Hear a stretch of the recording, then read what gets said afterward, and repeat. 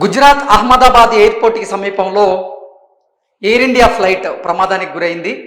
ఆ ఫ్లైట్లో ప్రయాణికులు సిబ్బందితో కలిపి మొత్తం 242 మంది ప్రయాణం చేస్తూ ఉన్నారు. అహ్మదాబాద్ ఎయిర్పోర్ట్ నుంచి లండన్ వెళ్తున్నటువంటి ఈ ఎయిర్ ఇండియా విమానం ప్రమాదానికి గురైంది.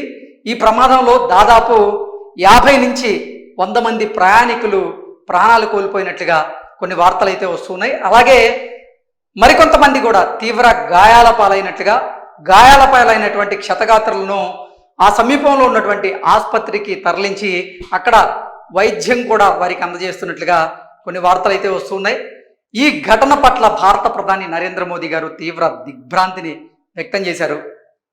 అయితే ఈ ప్రమాద ఘటన కంటే 9 నిమిషాల ముందు అసలు ఏం జరిగింది, ఈ విమానం ఎంత ఎత్తులో ప్రయాణం చేస్తూ ఈ ప్రమాదానికి గురైంది, ఈ విమానాన్ని నడుపుతున్నటువంటి పైలట్ ఆయన మేడే మేడే మేడే అంటూ ఆ కాల్ ఎందుకు చేయాల్సి వచ్చింది, అసలు మేడే కాల్ అంటే ఏంటి అనేది మనం పూర్తి స్థాయిలో ఒకసారి విశ్లేషణ చేసుకునేటువంటి ప్రయత్నం అయితే చేద్దాం. మనం విశ్లేషణ చేసుకునే దానికంటే ముందు అసలు విమానం ఎలా ప్రమాదానికి గురైంది అనేది ఒక విజువల్ అయితే మీకు నేను చూపిస్తాను.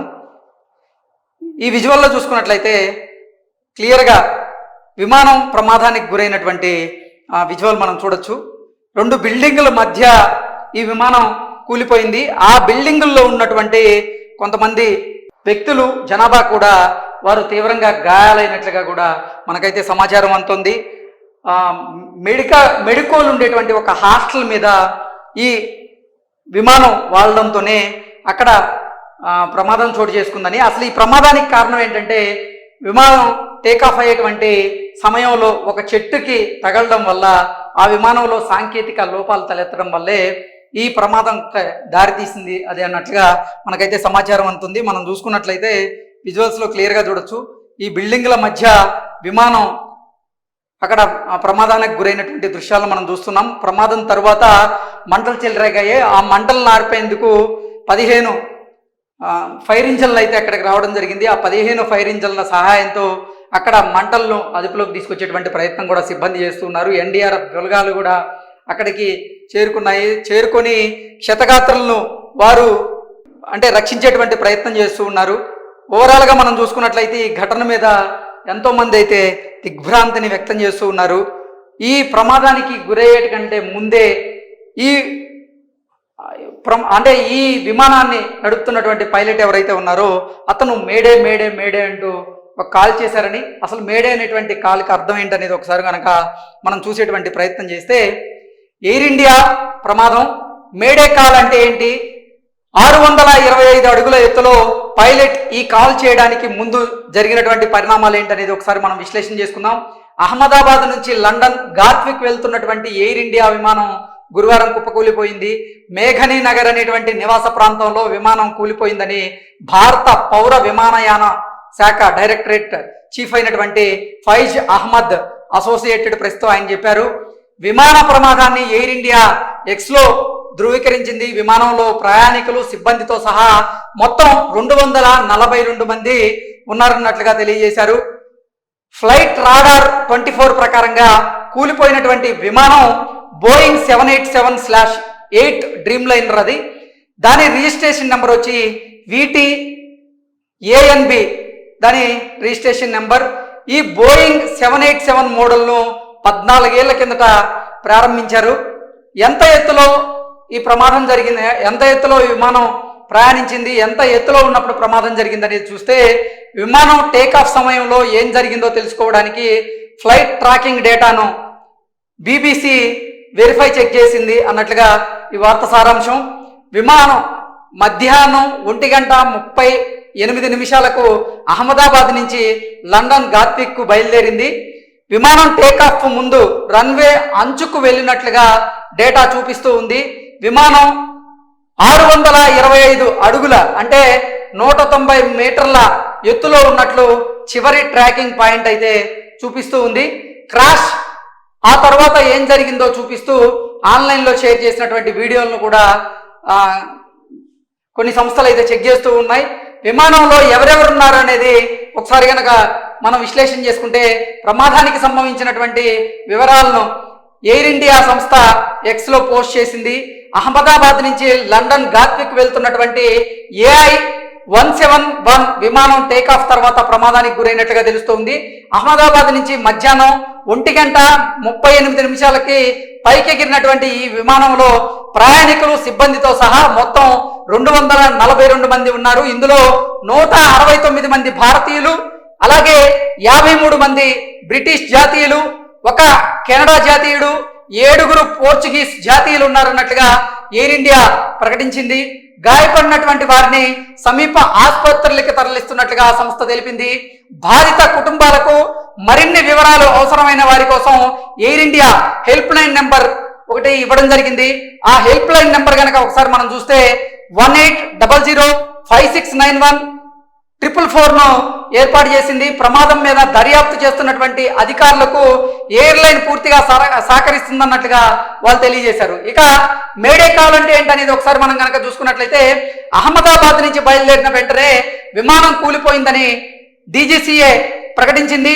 DGCA ప్రకటనలో విమానం నడుపుతున్నప్పుడు కెప్టెన్కి 8200 గంటల విమానయాన అనుభవం ఉంది.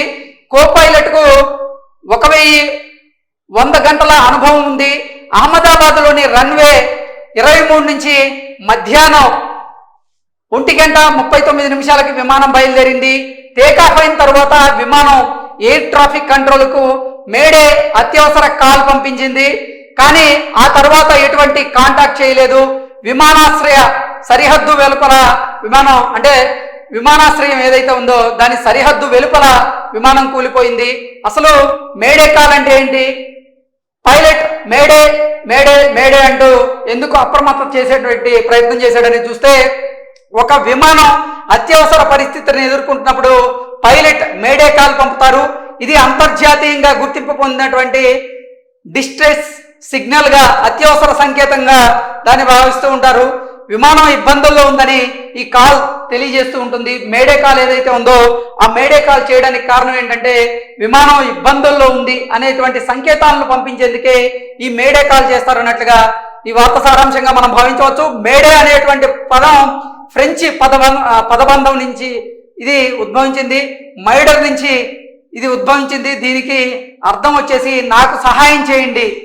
మేడే అంటే నాకు సహాయం చేయండి అనేటువంటి ఫ్రెంచ్ పదం నుంచి అయితే ఇది ఉద్భవించినట్లుగా ఈ వార్త సారాంశంగా మనం విశ్లేషణ చేసుకోవచ్చు. విమానం మాదిరే పడవలు కూడా అత్యవసర పరిస్థితుల్లో ఈ కాల్ను ఉపయోగిస్తూ ఉంటాయి. మేడే పదాన్ని 1923 నుంచి ఆంగ్లంలోనే వాడుతూ ఉన్నారు.